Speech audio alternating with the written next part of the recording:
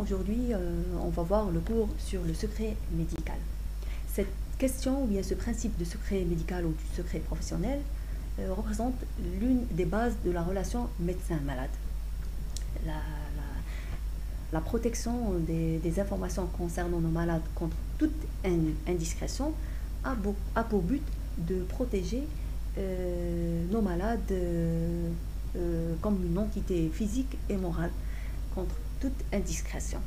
C'est-à-dire, lorsque le malade constate lors de sa prise en charge que son médecin traitant est une personne de confiance, là, ça va en quelque sorte renforcer cette relation entre médecin et malade qui est basée effectivement sur la confiance.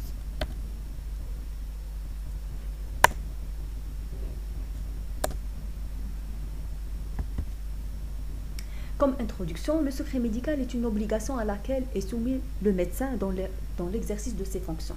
Bien sûr, c'est un devoir que le médecin doit respecter. Il concerne tout ce que le médecin a vu, compris ou lui a été confié dans l'exercice de sa profession. C'est-à-dire, lorsque vous recevez vos malades. Un malade, généralement, il s'adresse à un médecin pour guérir un mal. C'est-à-dire, il souffre d'un problème, il s'adresse à un médecin, ce médecin a pour but, il va l'accueillir, il va l'interroger, il va l'examiner et par la suite, il va traiter. Certains médecins, ils ont pour vocation de poser le diagnostic et d'autres ont pour mission de traiter et certains font les deux. Là, durant toute cette période-là, et plus ultérieurement, certains médecins ils assurent la surveillance ou bien le contrôle continu de leurs malades. Durant ces périodes-là, le médecin il est censé préserver toutes les constatations, toutes les déductions qu'il remarque sur ce malade afin de le protéger. Car c'est un droit pour le malade et en contrepartie, le médecin ou bien le professionnel de santé, il est dans l'obligation de garder les secrets concernant leur malade. Bien sûr, dans le cadre où la loi l'autorise. Parce qu'on a des situations où la loi nous autorise à dévoiler les faits concernant nos patients.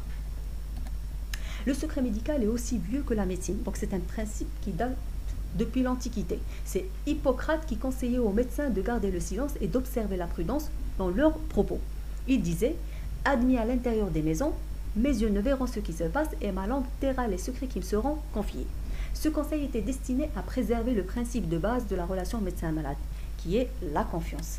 Le secret médical est aussi un droit du malade, c'est un droit absolu. En cas de violation de cette confiance, le médecin engage sa responsabilité envers ce malade. C'est-à-dire, en cas de violation du secret médical, le médecin risque des répressions sur tous les plans, pénal, civil, disciplinaire et administratif. Deuxièmement, le fondement du secret médical. Selon la nouvelle loi sanitaire algérienne du 2 juillet 2018, promulguée le 29 juillet 2018 dans le journal officiel numéro 46 de l'année 2018, dans son article 24 qui stipule que toute personne a droit au respect de sa vie privée ainsi qu'au secret des informations médicales la concernant, exception faite des cas prévus expressément par la loi. C'est écrit, c'est bien précis dans cet article que le secret médical est une obligation à laquelle est soumis le professionnel de santé et qui a pour but de préserver la vie privée du malade. Le secret médical couvre l'ensemble des informations parvenues à la connaissance des professionnels de santé. Le secret médical peut être levé par la juridiction compétente, c'est-à-dire il y a des situations où la loi nous autorise à dévoiler le secret médical. Il peut être également levé pour les mineurs et les incapables à la demande du conjoint, du père, de la mère ou du représentant légal. Les mineurs, pour les mineurs et les incapables majeurs, généralement, on les appelle ces personnes vulnérables. Les mineurs et les incapables majeurs, c'est-à-dire les personnes qui sont privées de discernement, les personnes qui souffrent de maladies mentales, ces personnes-là sont souvent sous la responsabilité d'un tuteur légal. C'est eux qui prennent en charge cette catégorie-là et ils peuvent, c'est à eux de dévoiler ou de préserver le secret médical. C'est eux qui en quelque sorte répondent à la place de ces personnes qui ont leur charge. Article, article 25 de la nouvelle loi sanitaire, en cas de diagnostic ou de pronostic grave, les membres de la famille de la personne malade peuvent recevoir les informations nécessaires destinées à leur permettre d'apporter un soutien à celle-ci, sauf opposition de sa part. C'est le cas des personnes qui sont atteintes de maladies incurables. Par exemple, un malade qui souffre d'un cancer, et s'il est toujours capable de se prendre en charge, il peut exprimer toujours sa volonté contraire. Par exemple, il dit à son médecin qu'il ne veut pas que sa famille soit au courant de son état de santé. Là, le médecin, il doit se plier à la volonté de son malade. Sauf dans le cas où il ne peut pas se prendre en charge, là, il est dans l'obligation d'informer ses proches pour qu'ils les prennent en charge. Dans le cas contraire, le médecin n'a pas le droit de dévoiler les faits concernant ce malade. Bien sûr, quand ce malade-là, il s'agit d'un malade qui est majeur et il a toutes ses facultés de discernement. Il ne s'agit pas d'un mineur ou bien d'un incapable majeur. C'est une personne adulte et majeure. Sauf volonté contraire exprimée par la personne de son vivant. Le secret médical ne représente pas un empêchement à l'information de la famille d'une personne décédée. Si toutefois celle-ci leur est nécessaire pour connaître les causes du décès afin de défendre la mémoire du défunt ou de faire valoir ses droits. Maintenant, si cette personne qui a refusé de dévoiler sa maladie à ses proches, mais elle n'a pas exprimé son refus après sa mort, c'est-à-dire elle n'a pas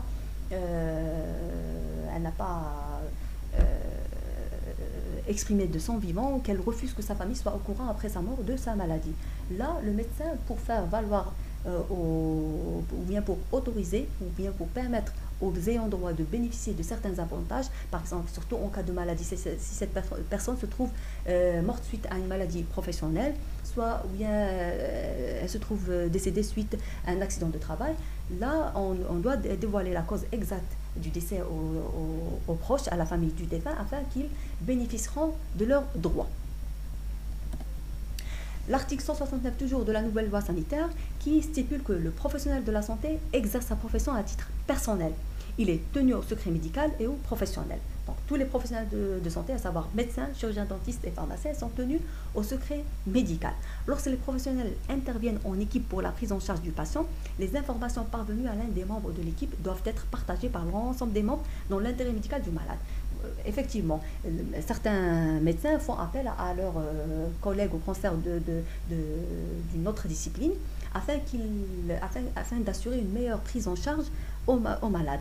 Donc, s'ils rédigent un certificat médical ou un rapport médical détaillé dans lequel ils dévoilent toutes les informations concernant ce malade, cela n'est pas considéré comme une divulgation ou bien une violation au secret médical. Au contraire, ils sont dans l'obligation d'expliquer le cas à leurs confrères pour assurer une meilleure prise en charge au malade. C'est-à-dire que toute cette collaboration, elle exerce dans l'intérêt du malade. L'article 198, les professionnels de la santé sont tenus d'informer dans l'exercice de leur profession les services concernés des violences subies notamment par les femmes, les enfants, les adolescents mineurs, les personnes âgées, les incapables et les personnes privées de liberté dont ils ont eu connaissance. C'est-à-dire, si lorsqu'un professionnel de santé ou bien un médecin au cours de son exercice il se trouve qu'il examine une personne et sur laquelle il constate des violences, des blessures. Généralement, ces personnes-là sont des personnes vulnérables, que ce soit des mineurs, des incapables majeurs, des sujets âgés, des femmes, ou bien des personnes privées de liberté, c'est-à-dire les prisonniers. Et en examinant ces gens-là, ces patients-là, il va constater, ce praticien, qu'ils ont des lésions de toute nature, que ce soit des plaies, des fractures, des brûlures, et en plus il constate que c'est des lésions d'âge différents et récentes ou anciennes. Là, ce qu'il doit faire ce praticien, il doit bien sûr examiner ces personnes-là, il est dans l'obligation de les traiter, mais il doit rédiger vers la fin un certificat médical dans lequel il va détailler les lésions constatées, leur nature, leur siège et le traitement prescrit aux malades, à ces malades-là. Et par la suite, il est dans l'obligation de déclarer ces cas-là aux autorités. Mais si, donc, s'il se trouve qu'il a eu affaire à ce genre de victimes lors de la garde, là, il doit aviser le directeur de garde. Si au cours de la journée, il doit aviser son supérieur de façon hiérarchique, qui va à son tour aviser les autorités afin qu'ils prennent en charge ces victimes de sévices ou de maltraitance. Car là, ces gens-là qui sont victimes de maltraitance, et on est dans l'obligation de les déclarer selon l'article 199 en cas de violation, en cas de violence plutôt, sur une personne. Tout médecin est tenu de constater les lésions et les blessures et d'établir un certificat descriptif. Les taux d'incapacité et les autres préjudices sont déterminés par un médecin spécialiste en médecine légale conformément à la législation, à la réglementation en vigueur. Maintenant, le médecin traitant, il va décrire les lésions, il va traiter cette personne, il va décrire les lésions constatées. Le rôle du médecin légiste, lui, il va réexaminer cette victime, il va apprécier la nature des lésions, il va préciser leur siège, il va également estimer l'incapacité totale de travail, ce qu'on appelle l'ITT. Et s'il résulte de généralement lors des expertises, il va faire une deuxième estimation de ces lésions et il va apprécier les préjudices, c'est-à-dire les dommages engendrés suite à ces violences. Ça, c'est la fixation de l'ITT et de l'incapacité totale de travail et l'appréciation des préjudices relève de la fonction du médecin légiste. Tout ça est stipulé dans l'article 199 de la nouvelle loi sanitaire.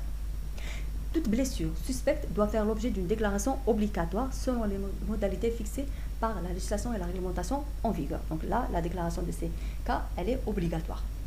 Les dispositions pénales. Maintenant, selon toujours la nouvelle loi sanitaire, si la personne, bien sûr ce praticien ou bien ce professionnel de santé, il ne respecte pas le secret médical, là, il a commis une infraction, cela est considéré comme une infraction et il risque des sanctions selon l'article 301 du Code pénal algérien. L'article 417 de cette nouvelle loi sanitaire, l'inobservation de l'obligation de secret médical et professionnel expose son auteur aux sanctions prévues aux dispositions de l'article 301 du Code pénal algérien. Deuxièmement, le Code pénal algérien, dans son article 301, précise le type de peine. En cas de violation de secret médical, la peine est un emprisonnement d'1 à 6 mois et d'une amende de 500 à 5000 dinars algériens. Troisièmement, le Code algérien de déontologie médicale traite également cette question du secret médical.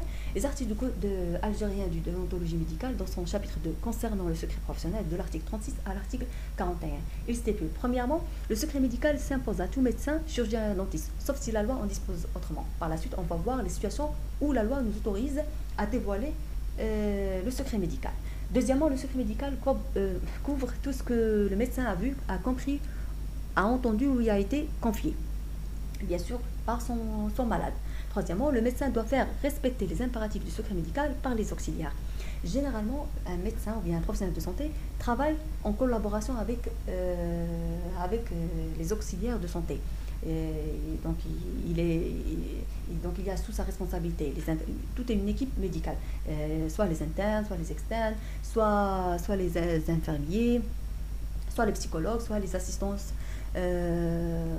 sociales, également les agents d'hygiène et les secrétaires médicales et les agents de sécurité. Mais il doit leur sensibiliser sur l'importance de préserver les informations concernant le personnel médical, car en cas de violation du secret médical, toute la responsabilité tombe sur le médecin, ce professionnel de santé. Lui seul, il sera en quelque sorte responsable de cette infraction.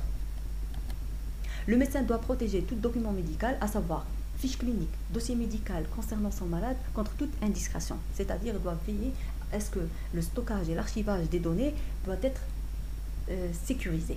Lors des publications scientifiques, le malade ne doit pas être identifié. Effectivement, si vous avez un cas à présenter lors d'une journée scientifique, un cas intéressant concernant un malade, là, il faut garder son identité anonyme afin de préserver sa dignité. Et cela persiste même après la mort du patient.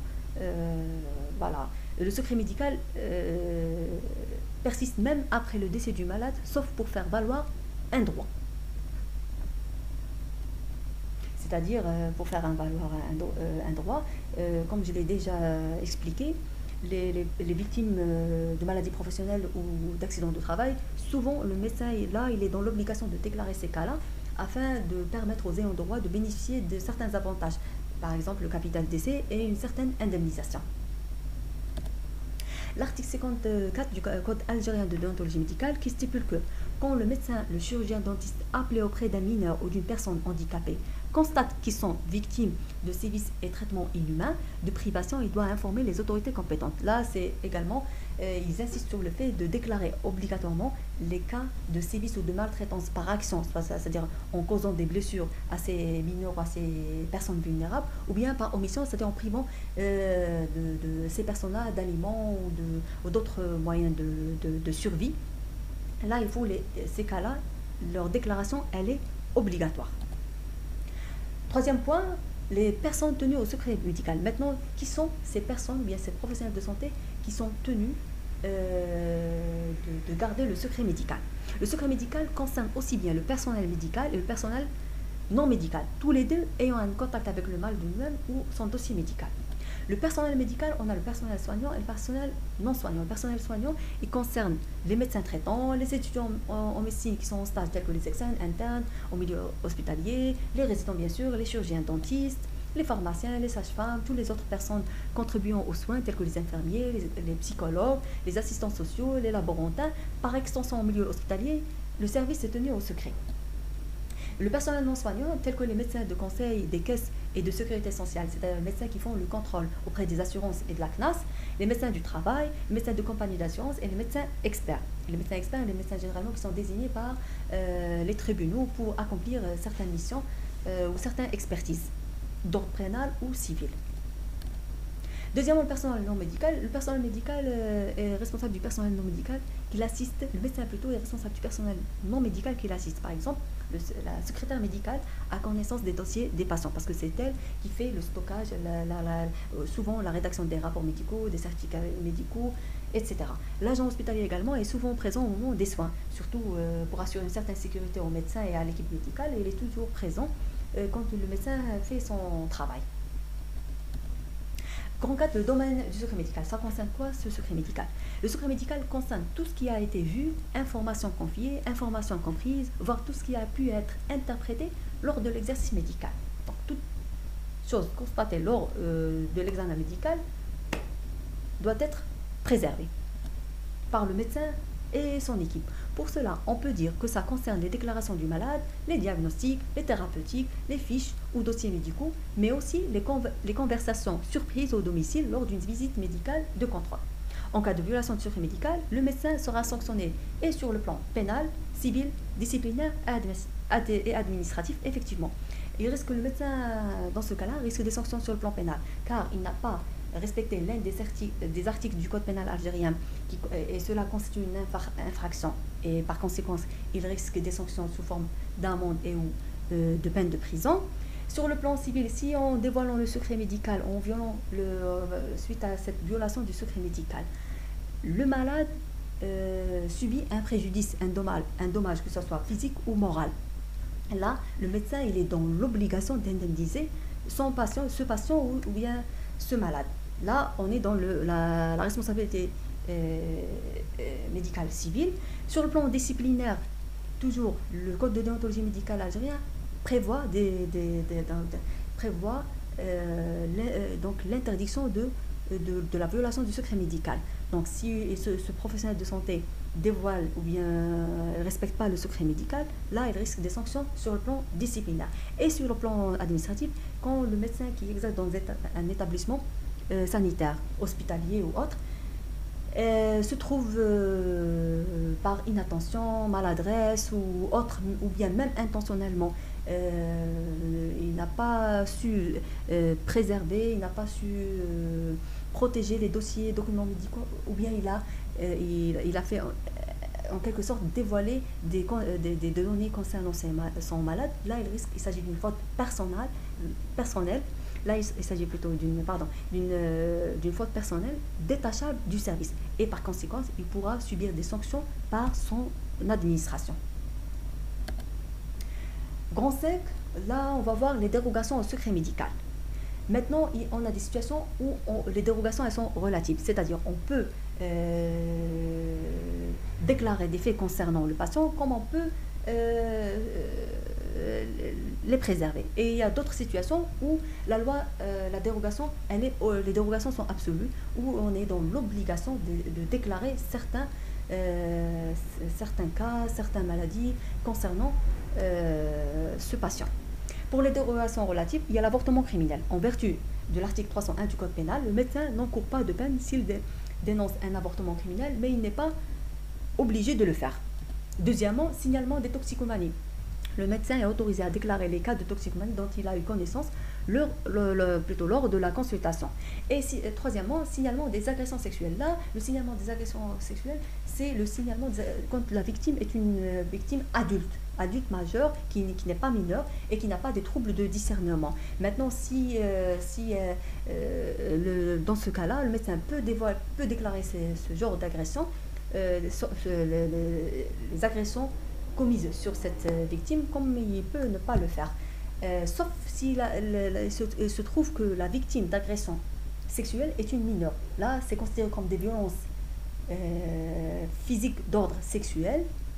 Là, la déclaration, elle est obligatoire. Si la victime se trouve mineure ou bien incapable majeur, là, la déclaration, elle est obligatoire.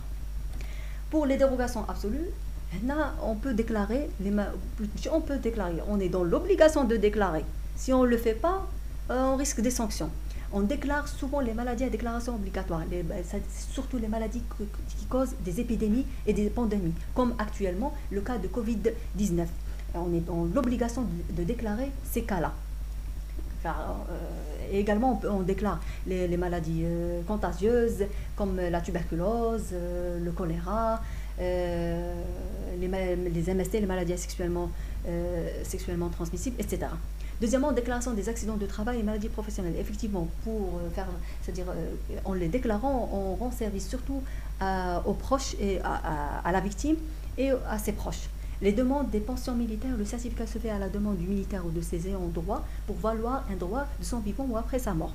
Il y a également le placement d'office. Maintenant, s'il trouve qu'il y a une personne qui présente des troubles psychiques et elle représente un danger public, là, le médecin psychiatre qui examine cette personne-là, il doit rédiger un rapport médical qui va le transmettre par la suite au wali et ce dernier va autoriser, plutôt va obliger l'emplacement d'office, ou plutôt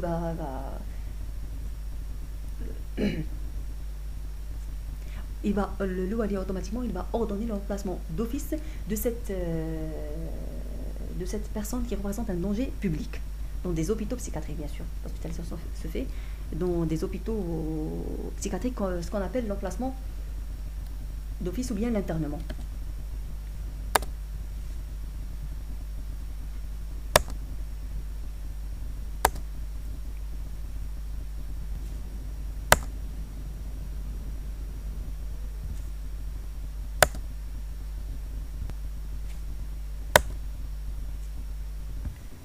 Également, parmi les dérogations absolues, signalement des cas de sévices à enfants, signalement des maltraitances, surtout envers les mineurs et les incapables majeurs, la cure de désintoxication, la déclaration de naissance, elle est obligatoire, doit être obligatoirement faite par le médecin, déliée du secret lorsqu'elle n'est pas faite par le père. La déclaration du décès, la déclaration des crimes contre la sûreté de l'État et la déclaration de la femme enceinte. Les cas particuliers, informatique et secret. L'intérêt de l'outil informatique dans l'enregistrement des données relatives aux malades et à leur suivi, ces données relèvent du secret médical. Elles peuvent être extraites et ou modifiées volontairement ou accidentellement. Le médecin doit prévoir des codes d'accès à l'ordinateur dont il détient la responsabilité.